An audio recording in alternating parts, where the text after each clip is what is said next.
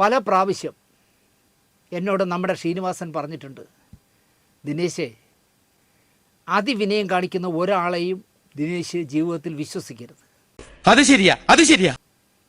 ഇതാണ് അദ്ദേഹം എന്നോട് പറഞ്ഞ ഒരു നിർദ്ദേശം. കാരണം ഈ അതിവിനയം കാണിക്കുന്നവൻ പച്ച കള്ളനായിരിക്കും. എന്തോ കുത്തി പറയുന്ന പോലെ എനിക്ക് ഫീൽ ചെയ്യുന്നുണ്ട് കേട്ടോ. കുത്തിയില്ലല്ലോ, കുത്താൻ പോണല്ലേ ഉള്ളൂ. കള്ളമേ ജീവിതത്തിൽ കാണിക്കും. അത് അങ്ങനെയുള്ളവനാണ് ഈ അതിവിനയം കാണിക്കുന്നത്.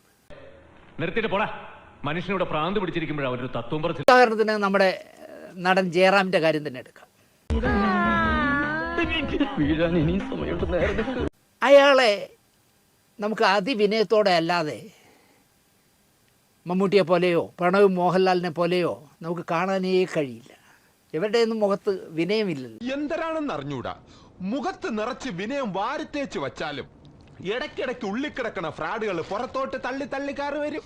ജയറാമിനെ പോലെ ഇത്തരം നാട്യമുള്ളൊരു മുഖം ജയറാമിൻ്റെ മകൻ കാളിദാസിന് പോലും കാണാൻ കഴിയില്ല എന്നാണ് എൻ്റെ നിരീക്ഷണം. കാളിദാസൻ പോലും ഒരു കള്ളനല്ല. അതൊക്കെ എന്തിനാ ഇവിടെ പറയുന്നേ? ക്യാമറയ്ക്ക് മുന്നിലല്ല, സ്വന്തം ജീവിതത്തിലാണ് ഈ നടൻ്റെ യഥാർത്ഥ അഭിനയം നടക്കുന്നത്. കാണുന്നവർക്ക് തോന്നും, ഷോ എന്തൊരു നിഷ്കളങ്കനായ മനുഷ്യൻ. അഭിനയം വേണം കാണാൻ.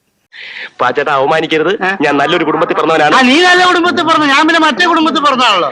ഒരു യൂട്യൂബർ പറയുന്നത് 2 രൂപയുടെ എളിമ ഇടേണ്ടിടത്ത് 2000 രൂപയുടെ എളിമ ഇട്ടുകളയും ജയറാം എന്നാണ്. 100% നല്ല നിരീക്ഷണമാണത്. 2 രൂപയുടെ എളിമ ഇട്ടാൽ മതി ഇങ്ങനെ, പക്ഷേ 2000 രൂപയ്ക്ക് ഇട്ടുകളയും ജയറാം എന്നാണ് പറയുന്നത്. അമ്മ വന്ന് കുംഭകോണം, அப்பா வந்து பாலக்காடு. அந்த காலத்து பாலக்காடு தமிழ்நாடு.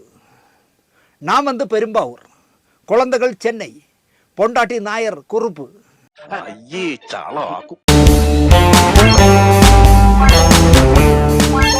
പക്ഷെ ഞാൻ ജനിച്ചത്, വളർന്നത്, പഠിച്ചത്, പേരുണ്ടാക്കിയത്, സിനിമയിൽ കയറിയത് എല്ലാം മലയാളത്തിലാണ്. അതിൽ നിന്നാണല്ലോ തമിഴിൽ പോയി പൊട്ട വേഷങ്ങൾ ചെയ്യുന്നത്.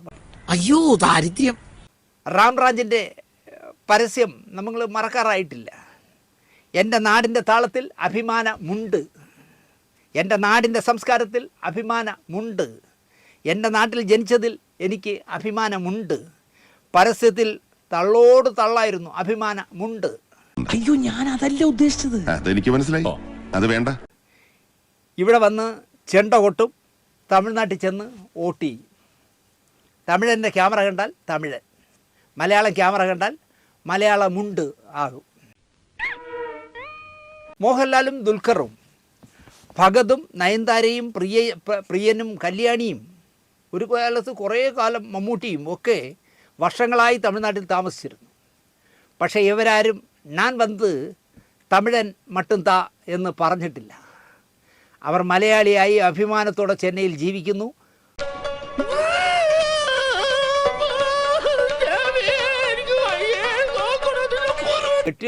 കെട്ടിയോൻ പറയുന്ന പോലെ പൊണ്ടാട്ടി പറയില്ല, പാർവതി പറയുമോ ഞാൻ തമിഴത്തിയാണെന്ന്? എനിക്കുള്ള പറയുന്നു. ഞാൻ തിരുവല്ലക്കാരി, നല്ല കുറുപ്പാണെന്നല്ലേ പറയൂ. നക്കാപ്പിച്ച വേഷങ്ങൾക്കായുള്ള ഗിമ്മിക്സ് ആണ് ഇത് എന്ന് ഞാൻ പറയും. സത്യമാണെങ്കിലും എനിക്ക് അംഗീകരിച്ചു കൊടുക്കാൻ പറ്റുമോ? ഇപ്പം തന്നെ നമ്മുടെ നടൻ ശ്രീനിവാസൻ മരിച്ചു. രോഗഗ്രസ്തനായി എത്രയോ നാൾ ആശുപത്രിയിലും വീട്ടിലുമായി അദ്ദേഹം കഴിഞ്ഞു. തിരിഞ്ഞു നോക്കിയോ ഈ മഹാൻ? എത്ര നല്ല തിരക്കഥകളിൽ ഇദ്ദേഹത്തിന് വേഷം കൊടുത്തു. നോക്കില്ല. പത്മരാജ സാർ നേരത്തെ പോയത് നന്നായി എന്ന് ഞാൻ പറയും. ശ്രീനിവാസൻ മരിച്ചപ്പോൾ പറയുകയാണ്, എനിക്ക് അന്ന് നിർത്തിപ്പോരാൻ പറ്റാത്ത ഒരു ഷൂട്ടിംഗ് ഉണ്ടായിരുന്നു. എടാ, സ്വന്തം വീട്ടുകാരെങ്കിലും മരിക്കുമ്പോൾ ഷൂട്ടിംഗ് ഉണ്ടെന്ന് കൊണ്ട് പോകാതിരിക്കരുത്. ഇത്രയും വലിയ ഗതികെട്ടവൻ ഈ ലോകത്ത് വേറെ ആരെങ്കിലും ഉണ്ടാവും എൻ്റെ കർത്താവേ? ജോഷി സാർ സംവിധാനം ചെയ്ത അമ്മ നിർമ്മിച്ച 2020 സിനിമയിലെ ക്ലൈമാക്സിൽ, ആ ക്ലൈമാക്സ് നിങ്ങൾക്കെല്ലാം ഓർമ്മ കാണുമെന്നാണ് എൻ്റെ വിശ്വാസം. கடைசி ஷாட்ல இப்படி இருக்கணும். ஓகே, இதுல வந்து ஒரு படம் என்ன உருவாட்டி கூட பாருங்க. கடைசியில வந்து இந்த ஒரு ஆள் மட்டும் இருக்க மாட்டேன். അതിൻ്റെ പോസ്റ്ററിൽ 5 പേര് നിരന്ന് നടന്നു വരുന്നതാണല്ലോ പോസ്റ്റർ. മമ്മൂട്ടി, മോഹൻലാൽ, സുരേഷ് ഗോപി, ദിലീപ്, പിന്നെ ജയറാം. പക്ഷേ സിനിമ നമ്മൾ കണ്ടുകൊണ്ടിരുന്നാൽ അതിൽ ജയറാമില്ല അങ്ങനെ നടന്നു വരുന്നതിൽ.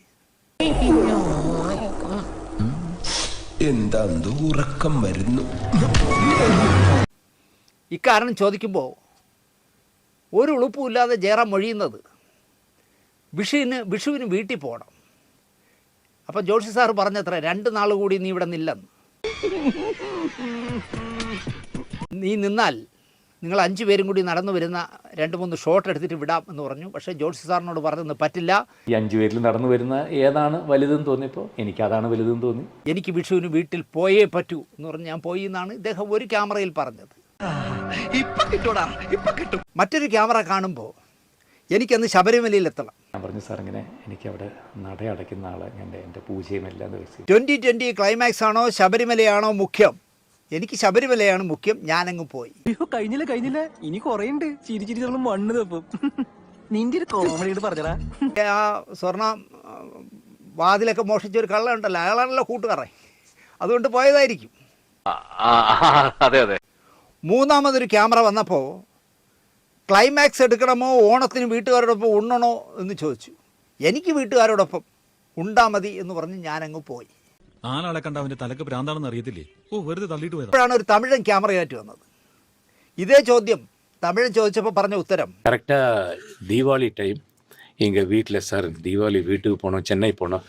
இல்லை உனக்கு தீபாவளி பெருசா, கடைசியில் எல்லாரும் 5 பேர் நடந்து வருது பெருசா. ദീപാവലിക്ക് ഫാമിലിയോടൊപ്പം കൂടണോ 5 പേര് നിരന്ന് നടന്നു വരുന്ന ക്ലൈമാക്സ് ഷൂട്ട് ചെയ്യണോ എന്ന് ചോദിച്ചപ്പോൾ ഞാൻ പറഞ്ഞു എനിക്ക് ദീപാവലി താ മുഖ്യം, അതുകൊണ്ട് ഞാൻ ചെന്നൈക്ക് പോയി. എടാ വാക്കിന് എന്തെങ്കിലും ഒരു സ്ഥിരത വേണ്ടേ? നിങ്ങൾ ആലോചിച്ച് നോക്കിയേ. ഇത് കാണുന്നവർ പുച്ഛിക്കുമെന്നുള്ള ബോധമെങ്കിലും വേണ്ടേ? എന്ത് ചെയ്യാനാടാ, ഞാൻ ഇങ്ങനൊരു ദുരന്തനായി പോയി. എടാ വാക്കിന് എന്തെങ്കിലും ഒരു സ്ഥിരത വേണ്ടേ? നിങ്ങൾ ആലോചിച്ച് നോക്കിയേ. ഇത് കാണുന്നവർ പുച്ഛിക്കുമെന്നുള്ള ബോധമെങ്കിലും വേണ്ടേ? ചേട്ടാ അപമാനിച്ചേ ഞാൻ പോയിക്കോട്ടെ. അപമാനത്തിന് തന്നെ അപമാനമാണ് നീ. നാക്കെടുത്ത് വളച്ചാൽ കള്ളമേ പറയൂ, പൊങ്ങച്ചമേ പറയൂ എന്ന് ചിന്തിക്കില്ലേ എന്ന് പോലും മനസ്സിലാക്കാൻ കഴിയാത്ത നടനാണ് ജയറാം. കിട്ടിയ മുതലും പലിശ ചേർത്ത് കിട്ടി.